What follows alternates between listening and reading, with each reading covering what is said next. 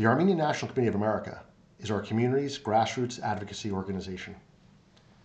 Headquartered in Washington, D.C., the ANC represents Americans of Armenian heritage and Friends of Armenia from all 50 states. With a legacy of more than a century of community service, we work in partnership with our Eastern and Western regional offices in Boston and Los Angeles, dozens of local ANCA chapters, and tens of thousands of activists to advance a broad array of pro-Armenian policy priorities at the federal, state, and local levels. We have earned a reputation as a principled, practical, and effective lobby, one that's unafraid to challenge injustice, defend our interests, and stand up for what's right. The Wall Street Journal calls us a powerful and well-organized lobbying force across the country. The ANCA provides a 360-degree defense of Armenian issues. Along with ANCs around the world, we are part of a global pro-Armenian network of access and influence.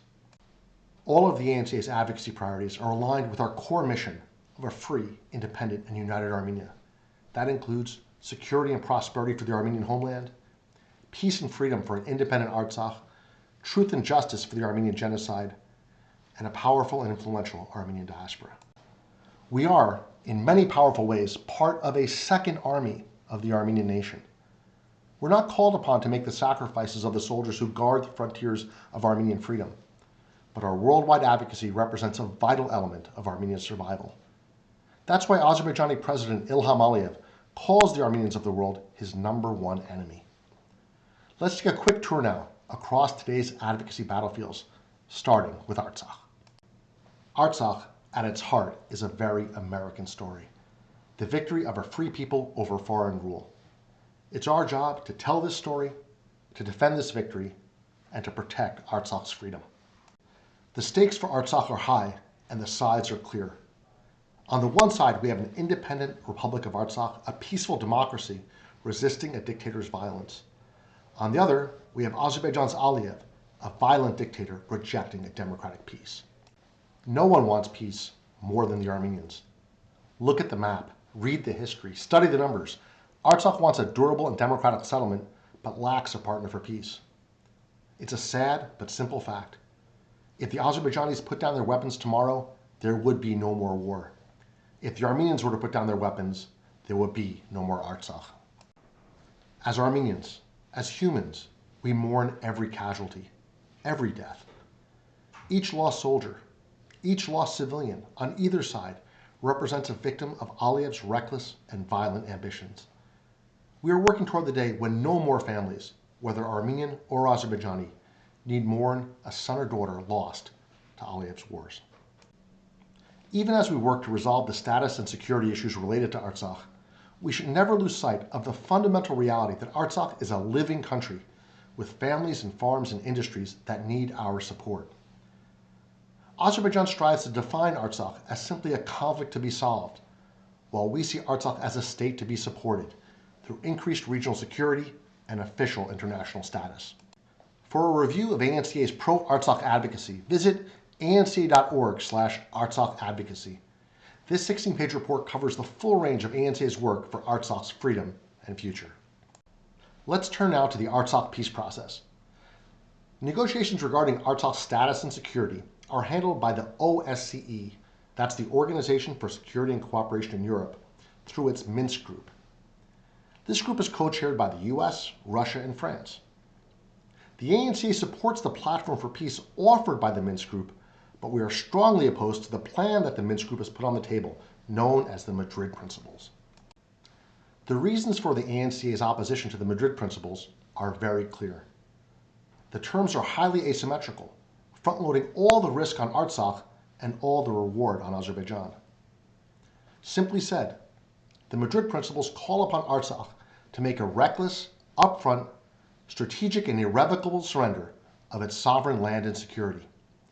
In exchange, Azerbaijani dictator Aliyev is asked only to offer a vague, deferred, and reversible promise that some future Azerbaijani leader will, on some unspecified day, allow an undefined expression of will by an undetermined constituency concerning Artsakh's future status. Why would anyone take this deal? Would, for example, a mediator proposing this trade hand over the title to his or her home to a known liar who only offers in return a vague promise to discuss payment at some later date? Of course not. They call the Madrid Principles a peace plan, but they're little more than Aliyev's terms for surrender. If ever implemented, they would lead either to renewed war or the outright destruction of Artsakh. The phasing of the Madrid deal is among its most problematic elements. Some of you may remember a scene from Raiders of the Lost Ark. Indiana Jones, the hero, is trying to get away with a golden idol, but he needs a whip held by his colleague in order to make his escape. His friend demands the idol up front and then breaks his promise to give him the whip. The analogy here is that Aliyev is demanding that Artsakh surrender its land and security up front, leaving Artsakh with no leverage to enforce Aliyev's promise regarding peace and status. Give the whip. Throw me the idol. No time to argue. Throw me the idol. I throw you the whip. Give me the whip. Adios, senor. Does anyone expect that Aliyev would act any differently? Even as we work for peace, our first Artsakh priority must be to prevent a renewed Azerbaijani war. That means stopping Aliyev. There can be no hope of reaching a long-term peace as long as he's attacking Armenia and Artsakh.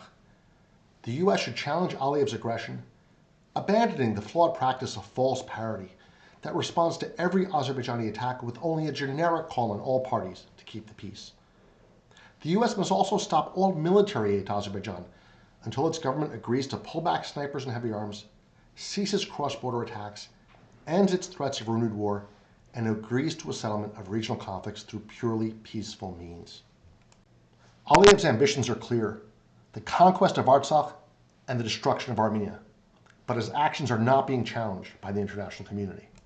Aliyev's relentless anti-Armenian incitement undermines prospects for peace, poisoning a new generation of Azerbaijani youth with hatred and intolerance toward Armenians.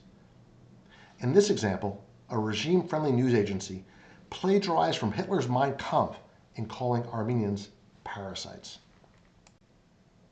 These Nazi-style anti-Armenian attacks were not condemned by our U.S. government. Instead, they were met with silence. This only emboldens Aliyev to escalate both his rhetoric and his aggression.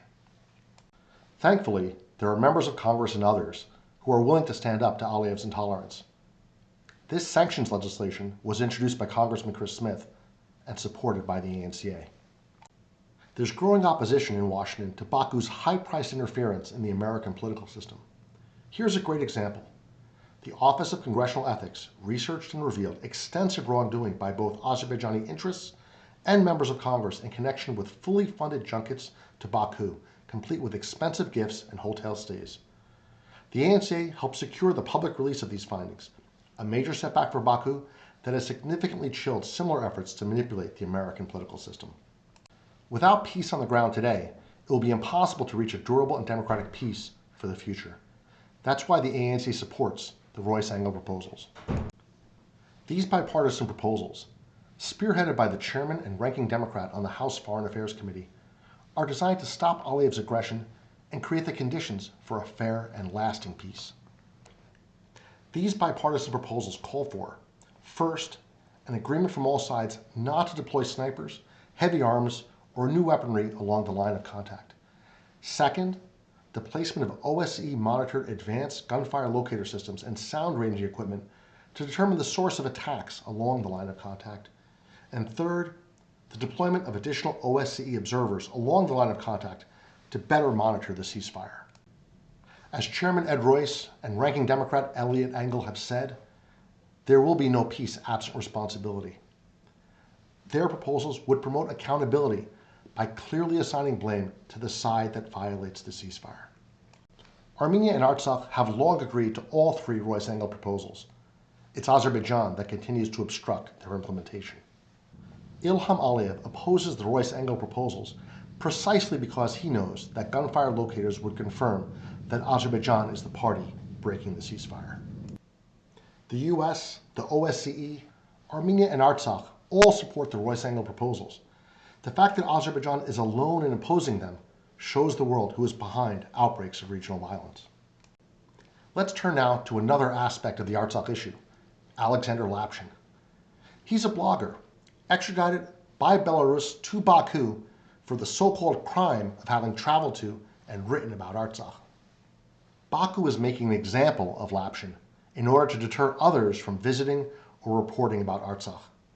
It's all part of Azerbaijan's media suppression campaign, which it advances parallel to its anti-Artsakh military aggression and global political pressure. The ANCA has launched political protests and street demonstrations in defense of Lapchang's right to visit Artsakh. Our demonstrations in New York and Washington were recently covered by the BBC. An important focus of our Artsakh advocacy is on the war crimes that Azerbaijani forces committed against both soldiers and civilians during its April 2016 offensive. The ANCA has called for U.S. investigations into these war crimes under the Leahy laws. These laws impose sanctions on units of foreign militaries that receive U.S. military aid and have committed gross violations of human rights. Members of Congress have joined with the ANCA in calling for Leahy law investigations of Azerbaijan. The ANCA prioritizes keeping weapons out of Azerbaijan's hands. According to published reports, Azerbaijan is now purchasing the Iron Dome weapon system from Israel. Because the system includes sensitive U.S. parts and technology, it requires U.S. government approval. The ANCA is, of course, opposed to this approval. Here is the text of the U.S.-Israel Iron Dome Agreement, including the provision requiring prior consent from the U.S. government for any third-party sales. In Aliyev's hands, Iron Dome would be a first-strike weapon. Here's why. Aliyev is a proven aggressor. He is unapologetically, even boastfully belligerent. Aliyev has demonstrated that he will use any and every military asset at his disposal to attack Artsakh and Armenia. Aliyev constantly escalates the military hardware deployed in his offensives, including the introduction of surface-to-air missiles, artillery, and tanks. Aliyev has stated his intention to conquer Artsakh, and on many occasions, he has laid claim to Armenia proper as historically Azerbaijani territory. For these reasons, possessing Iron Dome will embolden Aliyev to launch first strikes, confident that this anti-missile system will mitigate the impact of any Armenian countermoves. We are working with both the administration and Congress to keep this weapon system out of Aliyev's hands. To help, visit anca.org/Iron Dome. We mark each and every year the Baku and Sumgait massacres, not only in prayer, but with purpose. We commemorate the anti-Armenian violence of the late 80s and early 90s because they represent a pattern of violence that continues until this very day. We must protect those in Artsakh today from the violent fate that befell Armenians in Azerbaijan a generation ago. The great chess player Garry Kasparov was one of the hundreds of thousands of Armenian refugees who fled Azerbaijan. Even as we promote peace and push back against Aliyev, we are committed to building up Artsakh with the support of U.S. assistance. This unique aid program, launched with the backing of the ANCA nearly 2 decades ago, has made a real difference in the life of Artsakh.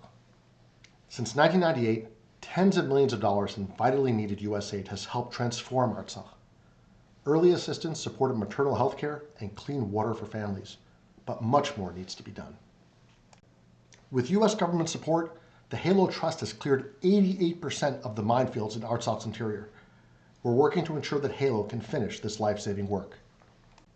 The ANC is working for badly needed rehabilitation services in Artsakh.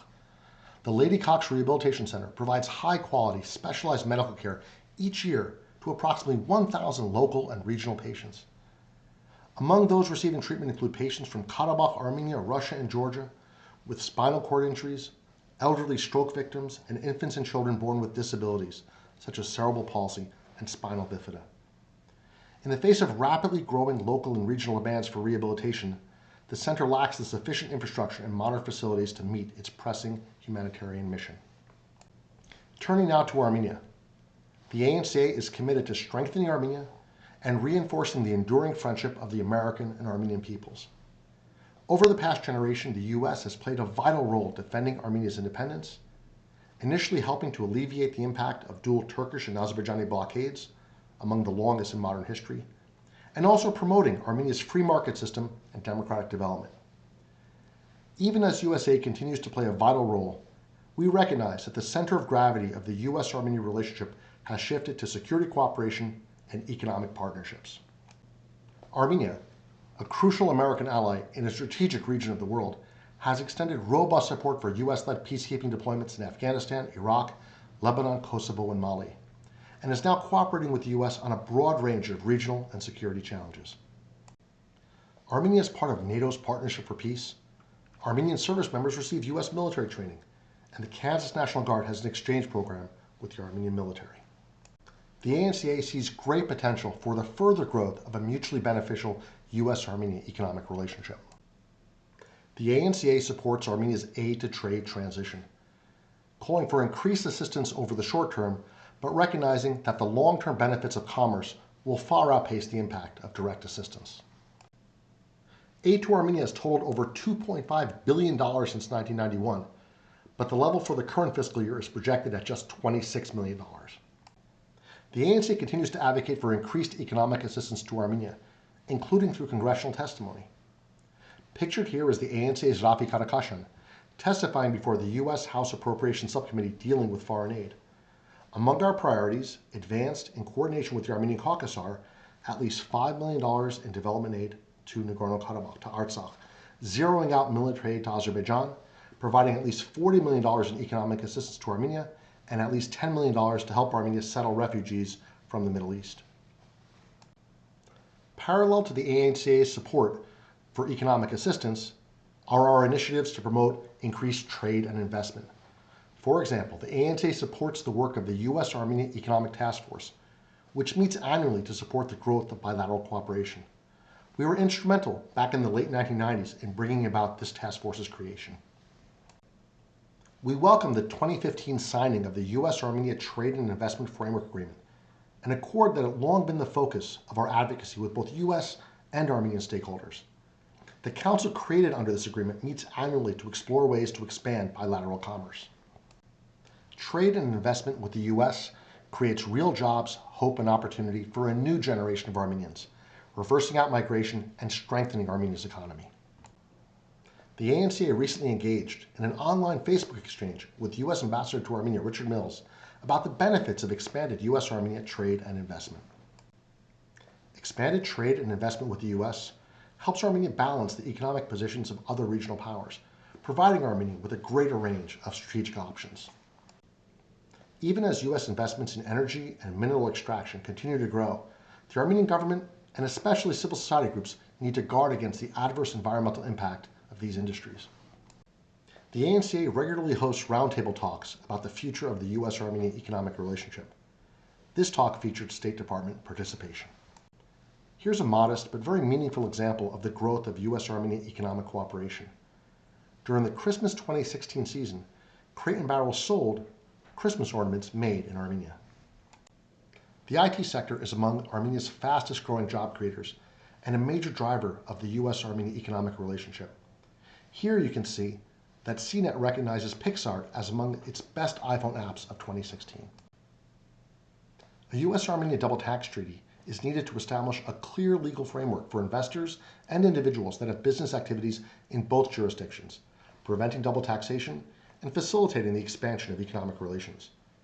Such an accord would, more broadly, reinforce the friendship of the American and Armenian peoples, anchoring Armenia to the west, and providing Yerevan with greater strategic options and independence in dealing with regional powers. The lack of a working U.S.-Armenia double tax treaty hinders the growth of bilateral economic relations. Right now, profits earned by corporations operating in both jurisdictions are at risk of being taxed twice. A new treaty would eliminate this artificial and unnecessary barrier, allowing Armenia to compete for investment on its own merits. The last document dealing with double taxation involving Americans and Armenians is actually the outdated 1973 U.S.-USSR tax treaty, an obsolete agreement recognized today by the U.S. but not by Armenia. It's time to replace this accord and bring the U.S.-Armenia relationship into the 21st century. The ANC supports direct U.S. to Armenia commercial and cargo flights, connecting America and Armenia in a new and powerful way. The best place to start is with a Los Angeles to Yerevan route. Direct U.S. to Armenia flights will leverage Armenia's growing popularity as a tourist destination. The ANC prioritizes U.S. support for education in Armenia, particularly in STEM fields, science, technology, engineering, and math. We are encouraging the Millennium Challenge Corporation to engage with Armenia on a major new grant for STEM education. Education in Armenia is a priority for us on Capitol Hill as well, where we're working with U.S. legislators in support of an MCC STEM education grant. The ANC supports Syrian Armenians, including those that have remained, as well as those who have found refuge in Armenia. The ANC has worked with both the State Department and USAID to facilitate the delivery of international aid to all at-risk groups in Syria, including Armenians and other Christians. We're also seeking increased U.S. and international support for Armenia's efforts to settle Syrian refugees. The ANC's protests against the 2014 terrorist attack on Kesab, a cross-border assault that was backed by Turkey, generated condemnation by the U.S. government and the United Nations. The ANC has consistently opposed U.S. proposals to bomb Syria. ANC's efforts have generated U.S. support for Armenia's efforts to settle refugees in Syria. This is a provision we helped include in last year's foreign aid bill. The ANC works with a broad array of coalition partners to help protect Christians and other at-risk religious minorities in the greater Middle East. Among the ANC's most active partnerships is with the religious freedom and human rights group In Defense of Christians. Last year, we worked together to pass legislation condemning the ISIS genocide against Christians and others. Let's turn our attention now to the Armenian genocide. This is a very high political priority for us because we understand that a just and comprehensive international resolution of this crime is necessary for Armenia's security and future viability. Armenia simply cannot be safe absent justice, bordered by a hostile, overarmed, and unrepentant perpetrator of genocide. Central to our understanding of this issue is the realization that genocide is a crime requiring justice, not simply a conflict in need of mediation. This represents an essential distinction. The Armenian genocide is a crime against all humanity requiring an international resolution, not, as Turkey would like, a simple bilateral conflict requiring two-party talks. Our aim is not simply recognition, but rather the security that only justice and reparations can bring. Past efforts to improve Turkish-Armenian relations have failed because they avoided the Armenian genocide. Real progress can only start when Turkey ends its denials and stops obstructing justice. The pattern of violence that started in 1915 continues to this very day, including through Turkey's blockade and belligerence against Armenia, in large part because the world failed to punish Turkey for its genocidal crimes. The ANC is engaging with the Trump administration to honestly commemorate the Armenian genocide and to support the full range of Armenian American advocacy priorities. It's urgent that the White House break with decades of executive branch complicity in Turkey's denials of this crime, paving the way for a U.S. policy that reaffirms the U.S. record of recognition, including President Reagan's 1981 proclamation, that presses Turkey to abandon its denials and end its obstruction of justice, and that creates the conditions for improved Armenian-Turkish relations. We're not seeking U.S. recognition simply for its own sake, or simply for symbolic purposes, but rather as part of a new U.S. policy in support of a just and comprehensive international resolution of this still unpunished crime. This ANC action work covers Artsakh, the Armenian genocide, and the growth of U.S.-Armenia relations. The ANC is actively supporting the work of the Armenian caucus in collecting congressional signatures on a letter urging President Trump to reject Turkey's gag rule against U.S. commemoration of the Armenian genocide. Ending U.S. complicity in Turkey's denials will strengthen American credibility as the leader in international genocide prevention. It will make future genocides less likely by challenging Turkey's dangerous precedent of a genocide committed and denied with impunity. It will contribute to Armenia's security against possible future Turkish aggression. It will support reformers within Turkey who are working toward an honest reckoning with their own history and ultimately a more democratic and tolerant Turkey. And finally, it will pave the way for improved Armenian-Turkish relations based upon a just international resolution of this crime. Turning now to the ANC's battle against denial. Turkey invests tens of millions of dollars annually in Washington, D.C. to spread lies about the Armenian genocide. Turkey has no right to a veto over U.S. policy. And no U.S. president should ever outsource America's morality to a foreign dictator. Yet Turkey's gag rule remains in force. And sadly, U.S. silence has only emboldened Turkey's denials. Here is an example of a growing trend. A Turkish leader doubling down on genocide denial, defending Turkey's deportations in 1915 as justifiable self-defense. Here's another troubling example. A Turkish leader citing the Kurds as yet another treasonous minority deserving of genocide. Turkey's genocidal ambitions against the Armenians remain very much alive. as illustrated by this map which is being broadcast on Turkish TV that wipes Armenia off the face of the earth. Sadly, very little has changed since the time of Abdul Hamid and Kemal Atatürk. Despite what Ankara's lobbyists are saying, Turkey is not moderating. In fact, Ankara is escalating its denial campaign using the major media, including full-page ads in national newspapers. We are working as coalition partners with the Greek community and others to stand up to Turkey. One example is our effort to block trade deals with Turkey until it complies with international law and humanitarian standards of conduct. By stopping its obstruction of justice for the Armenian genocide and lifting its illegal blockade of Armenia. By lifting its unfair restrictions on Christian communities and returning stolen Christian churches. By ending its military occupation of Cyprus and stopping its aggressive actions in the Aegean Sea.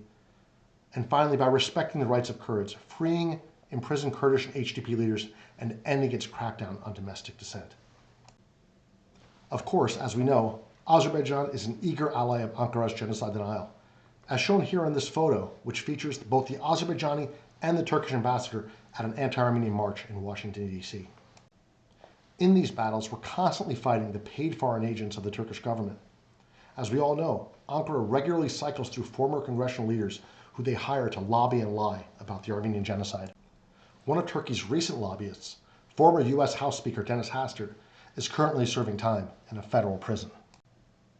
Another Turkish lobbyist, former House Majority Leader Dick Gephardt, lost several contracts as a result of ANCA's efforts to educate his clients about his history of genocide denial.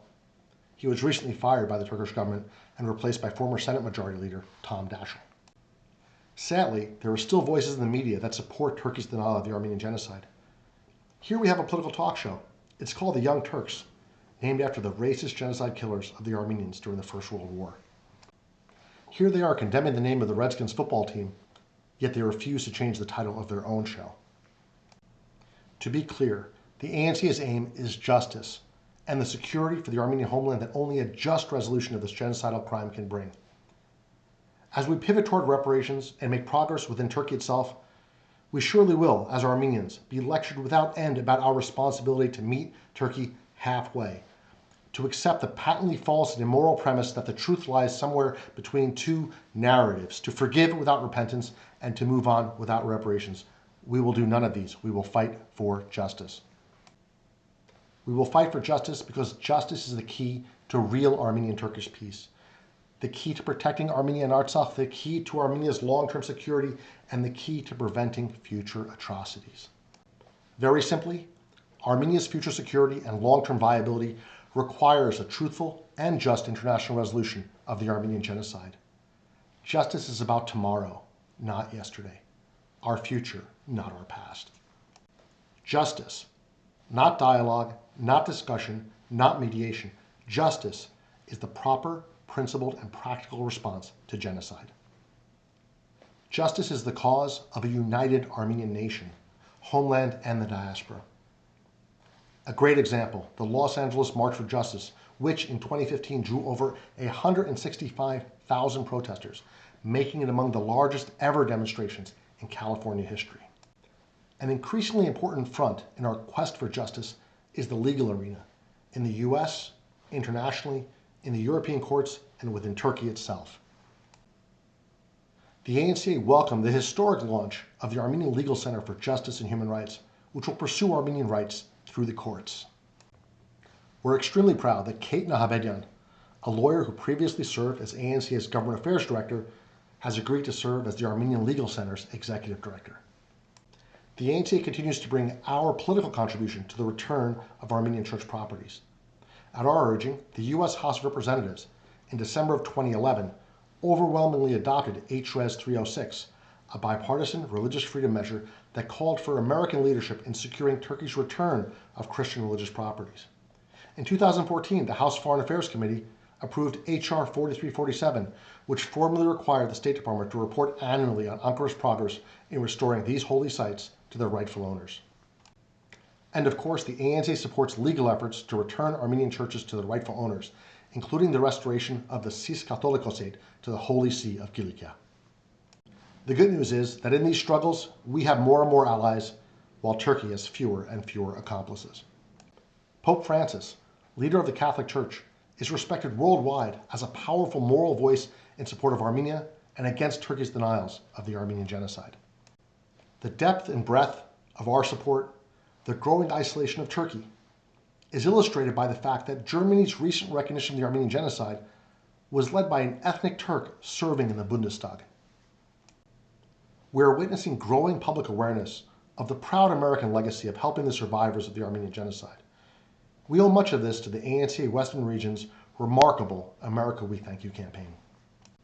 Other great allies include major figures like Steve Kerr, coach of the Golden State Warriors, or Jon Stewart, former host of The Daily Show, comedian Conan O'Brien, and of course Kim Kardashian and the rest of the Kardashian family.